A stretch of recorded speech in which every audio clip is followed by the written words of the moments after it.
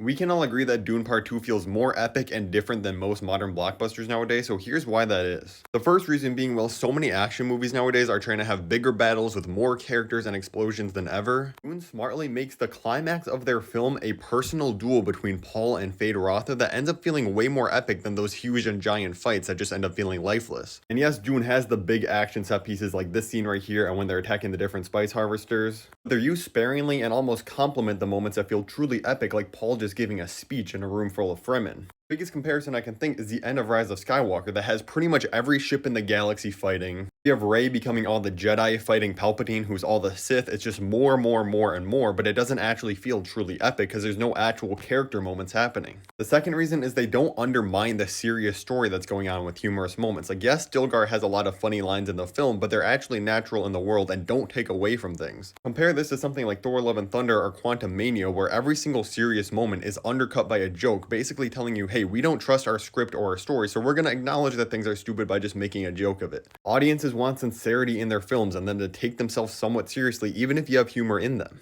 Third is that the film feels so epic because we took time to build up all the characters and the world we're in instead of just rushing through right to the conclusion. You need time to build up things to actually have a big payoff. That's the biggest reason David Lynch's Dune failed, is because the studio forced him to put into just over 2 hours of a film. Like, Denis Villeneuve made part 1 knowing things were going to not be paid off in that film necessarily, but they were going to lead up to this epic payoff. It's the same thing with Peter Jackson's Lord of the Rings trilogy. He knew he was going to make all 3 movies so he could take time with each story and not have to jam things in. Another main point is it's just subverting people's expectations if you weren't familiar with the story, because like every single Marvel and DC movie in the past decade besides Infinity War ends with a hero winning. So seeing things like the protagonists actually fall into the prophecy they're trying to avoid rather than just magically overcoming it and having a very happy ending, it's very refreshing. It's not a direct comparison, but think of other beloved blockbusters like The Dark Knight. Yes, Batman's still a good guy at the end, but he has to become the villain in the eyes of the city. It's kind of bittersweet. Spider-Man No Way Home hits so hard because yes, Spider-Man actually wins, but we see Peter Parker now lose his friends and his girlfriend and he has to be all alone now.